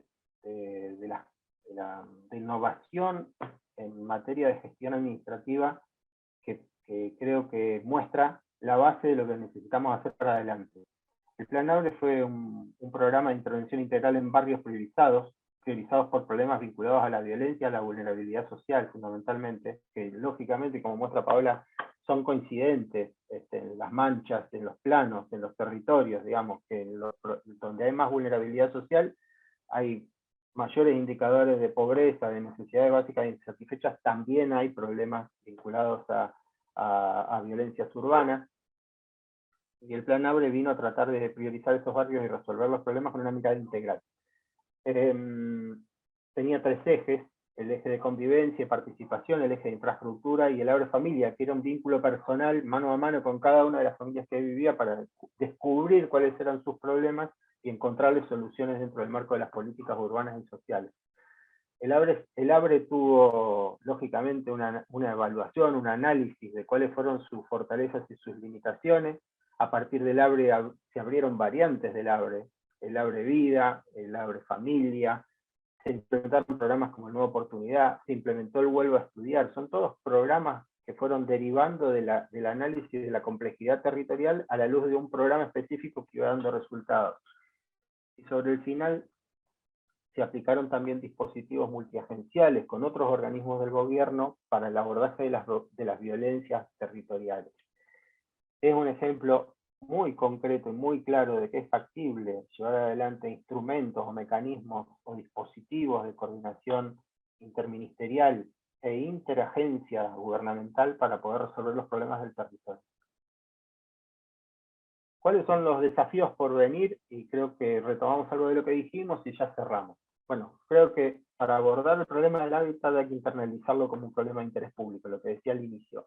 Si nosotros no comprometemos a todos los actores de la sociedad en resolver los problemas de los que tienen más inequidad, más marginalidad, más vulnerabilidad, no tenemos manera de resolverlo, porque en tanto sea un problema de un sector, o un problema de los más pobres, o un problema del gobierno, no hay forma de encontrarle la solución, porque por otro lado, gran parte de los recursos para esa solución van a surgir de la propia sociedad, no salen de la galera ni de otro lado. Así que hay que encontrar la forma de trabajarlo como ese tema, como un tema de interés público. Segundo, asumir que las violencias urbanas son un problema social complejo, y que devienen de los problemas de falta de oportunidades, de los problemas de falta de expectativas, de las oportunidades que lógicamente ofrecen los mercados delictivos y las economías informales, y que necesariamente tenemos que internalizarlo también y asumirlo para abordarlo como una solución de integración social y urbana. Y los ejemplos del plan de dispositivos multiagenciales para abordar la violencia son ejemplos concretos de que se pueden lograr buenos resultados en la medida en que se toman estas consideraciones de este modo. No se soluciona ni con más gendarmes, ni se soluciona con más policías, ni se soluciona con más cárceles, ni con más represión. Se soluciona con políticas integrales, urbanas y sociales que aborden la violencia entendiéndolo como un problema social complejo, digamos, dentro de los cuales la condición habitacional es un determinante fundamental. El tercero de los puntos que me parece importante es la instancia de recuperar el plan. Yo creo que la pandemia nos puso a todos en modo inmediatez.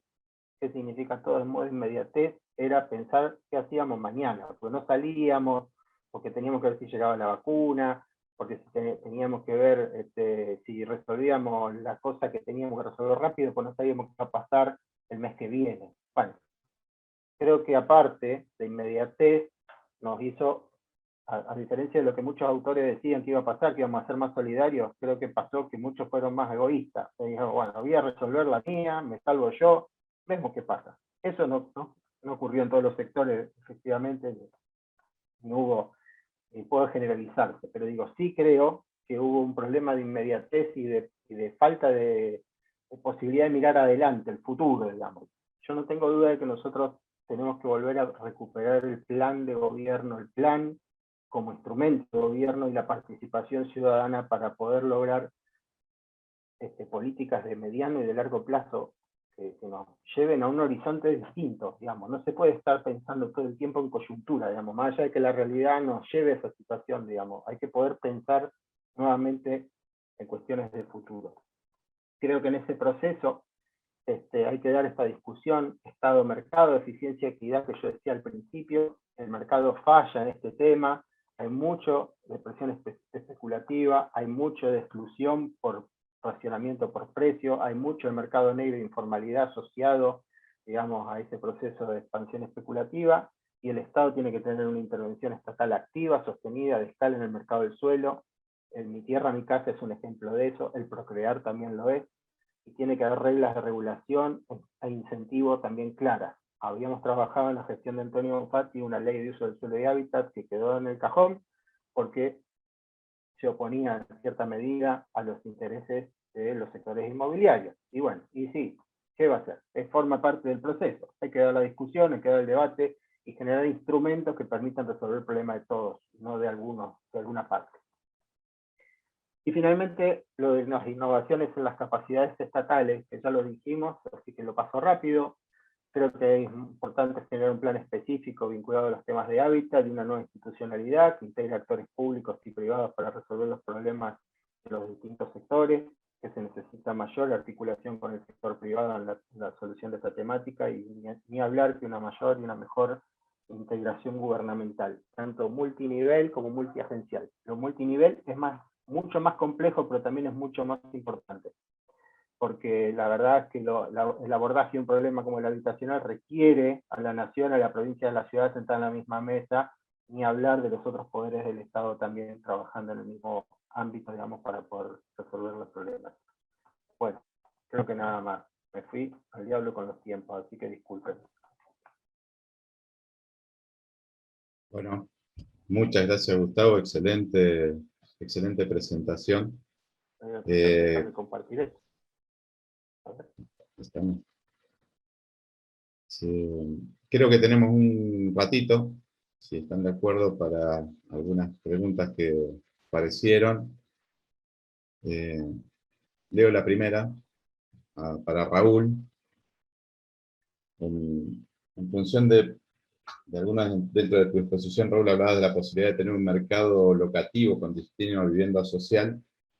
Si la consulta es si existen acuerdos institucionales para que eso ocurra.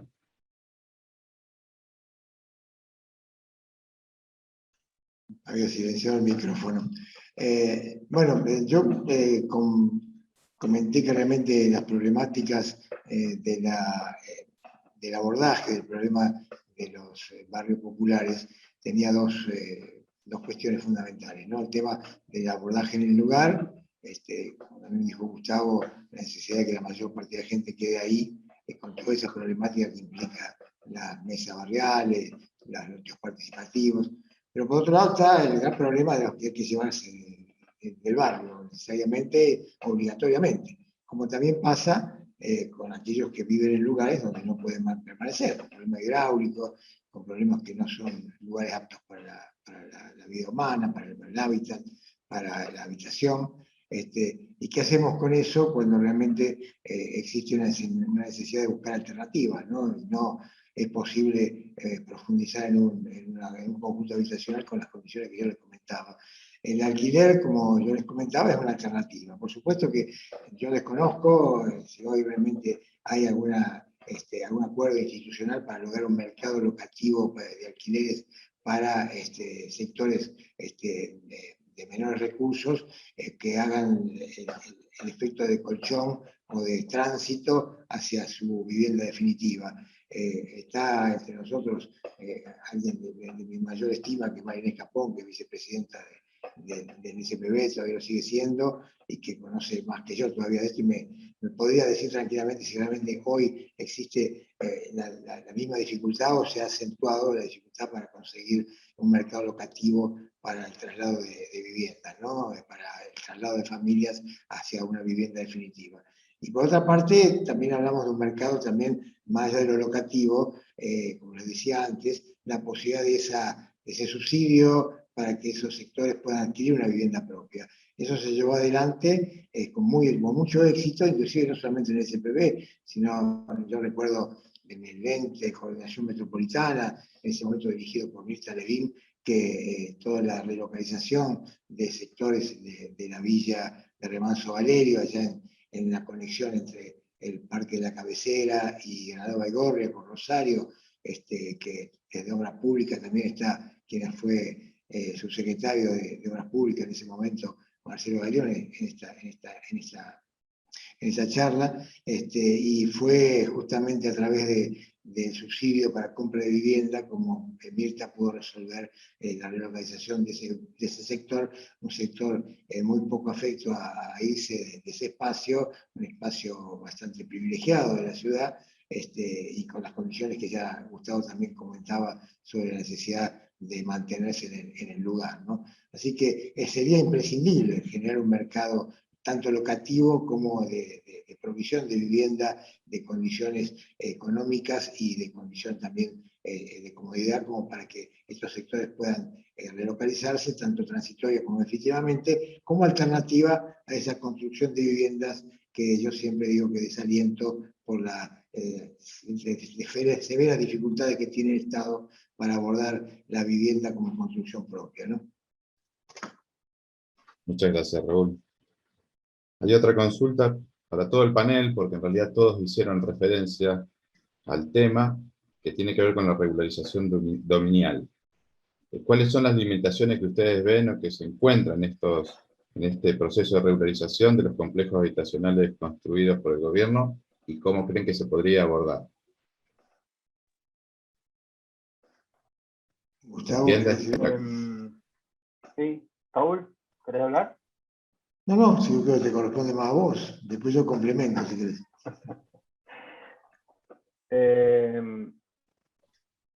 Yo creo que hay diversos problemas vinculados a la regularización dominial. Algunos son propios del Estado y otros son propios del proceso asociado a la construcción de viviendas. ¿Por qué digo que hay como dos paquetes? Primero, cuando el Estado adquiere un terreno para poder llevar adelante la construcción de un plan habitacional, en general lo hace a partir de un proceso expropiatorio. Ese proceso expropiatorio, el Estado fija un valor a través de un procedimiento, un mecanismo, genera el proceso de compensación y el dueño del suelo puede estar de acuerdo o desacuerdo. Si el proceso se hace en un marco de acuerdo, bueno, ese terreno se puede escriturar a favor del Estado, se puede llevar adelante la construcción del plan habitacional y luego trasladar la escrituración a los particulares beneficiarios de la operatoria. Si el proceso se hace en desacuerdo, digamos, hay una expropiación compulsiva, hasta que no se resuelve el juicio vinculado al acuerdo del valor, que pueden llegar a pasar años, porque la justicia puede pasar lo que sea, el propietario del terreno original discute el valor hasta que encuentra un marco de acuerdo y pueden pasar años. Hasta que eso ocurra, no se puede trasladar el dominio en forma perfecta al Estado, ni tampoco el gobierno lo puede trasladar. Entonces, ese tema, que tiene que ver con la forma en la cual se adquiere el suelo y la forma en la cual se lleva adelante el traspaso de dominio entre el titular original y el gobierno, es un elemento determinante de la posibilidad de llevar adelante la escritura y trasladársela al beneficiario específico de la operatoria. Y eso depende básicamente de poder encontrar una mecánica que agilice esos tiempos, que resuelva rápidamente la posibilidad de acordar un valor, y si no lo acuerda, encontrar la manera de trasladar ¿cómo es? No la posesión del lote, sino la titularidad del lote. El otro tema tiene que ver con las propias debilidades del Estado. Muchas veces el Estado lleva adelante el proceso de construcción de soluciones habitacionales, en las cuales no termina de hacer toda lo inicia, qué sé yo, pero no termina de hacer toda la documentación, y el proceso no termina de hacer el plano de obra, no coincide el plano de obra al 100% con lo que después el propio Estado local necesita para aprobar los planes habitacionales. Bueno, una serie de cuestiones burocráticas que hacen que no se termine de perfeccionar bien todo el elemento necesario para poder trasladar el dominio. Entonces, la persona que ingresa a un plan habitacional se le da un acta de tenencia, se le da un comodato, se le da un contrato, lo empieza a pagar en mucho tiempo. Mientras tanto, el Estado va tratando de resolver todos estos problemas vinculados a los valores del suelo, a la regularización de los planos, etc.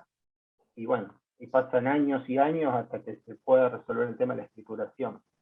Eso es una debilidad, tanto el primer tema como el segundo, que son temas que debiéramos encontrar una mecánica de solución más sencilla, de modo tal de poder perfeccionar la escritura en el primer paso lo antes posible y trasladarla al beneficiario. Hay casos concretos de escrituración con créditos hipotecarios, digamos, que se da por la Dirección Provincial de Vivienda, que es de alguna manera una situación que sería la deseable para todos los casos, para no tener que estar corriendo después con los problemas de escrituración. Yo, Gustavo, te voy a completar un poco lo que decís. Yo creo que hay una separación entre lo que fue la construcción de viviendas, por un lado, y lo que es la intervención en el asentamiento, por otro, ¿no? La construcción de vivienda, en buena medida, yo creo que ahí hay un problema de la política, ¿no? De la inmediatez, de la idea que hoy está siendo desalentada y cambiada la visión de que, lo que decía antes Gustavo, hay que entregar la vivienda y se terminó. Necesitas darle un techo a la gente para que viva, y a partir de ahí se terminó, no hay nada más que hacer.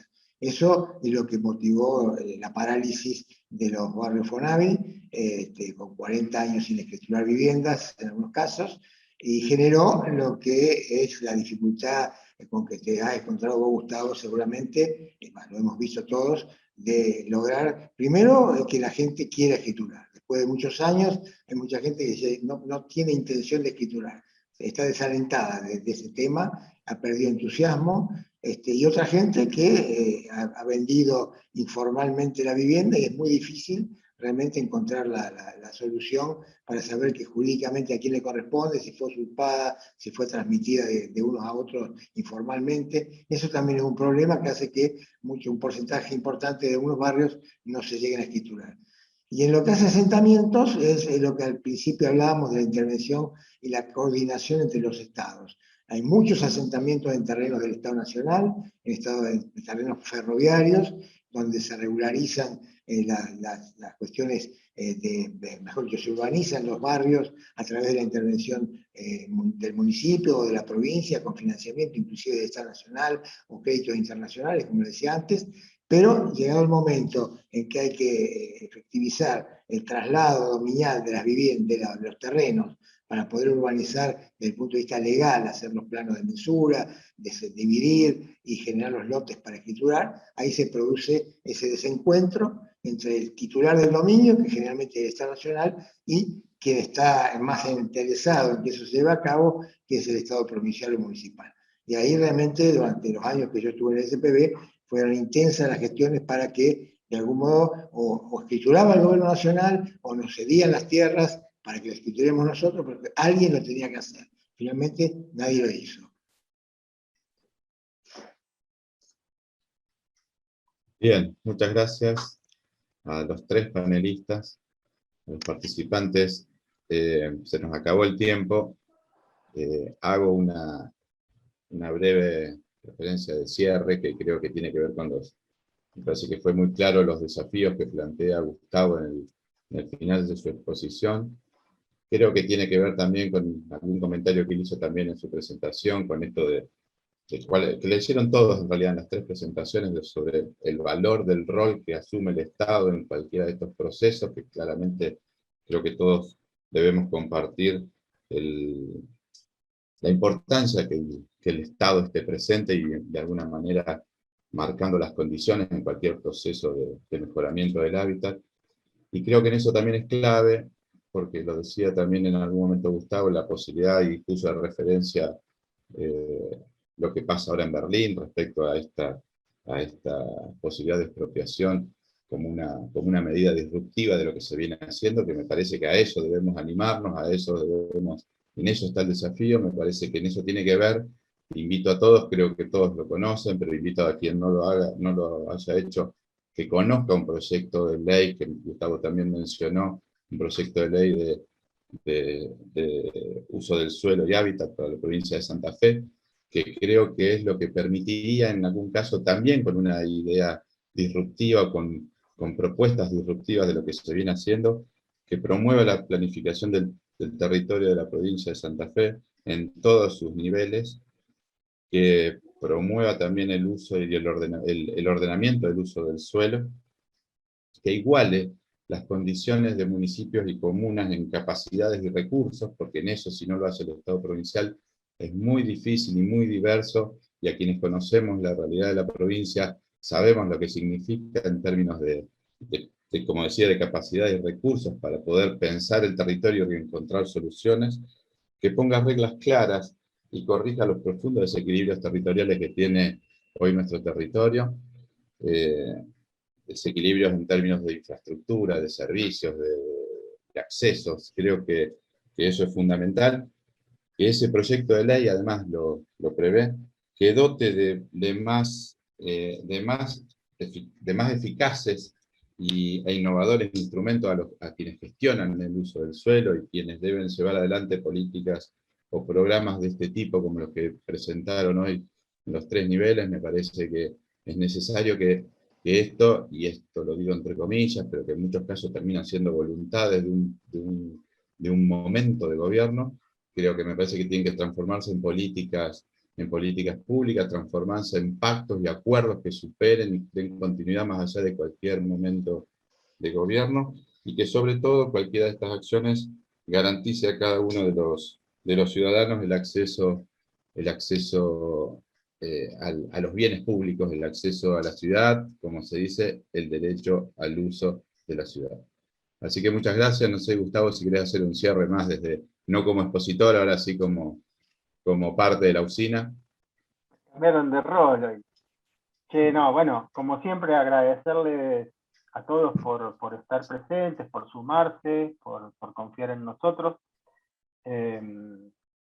Gracias a los panelistas en particular también por voluntariamente participar, contar sus experiencias, plantearnos los desafíos, seguir sin duda trabajando en la posibilidad de llevar adelante propuestas para el futuro, que creo que es lo más importante. Y bueno, y convocarlos a todos para la próxima, el jueves que viene, que vamos a hablar de infraestructuras para el desarrollo. Calculo que va a estar Pablo Segueso, el Chino Garibay, bueno, y algunas personas más de panelistas que también nos pueden estar contando cosas interesantes en relación a cómo abordar los problemas de infraestructura de las ciudades y el apoyo que puede generar la provincia en ese sentido. Así que bueno, nada más, que agradecimientos, saludos de la distancia y vernos el jueves que viene. Gracias. Muchísimas gracias a todos. Gracias a ustedes por invitarnos. Saludos a todos. Chau. Gracias. Gracias.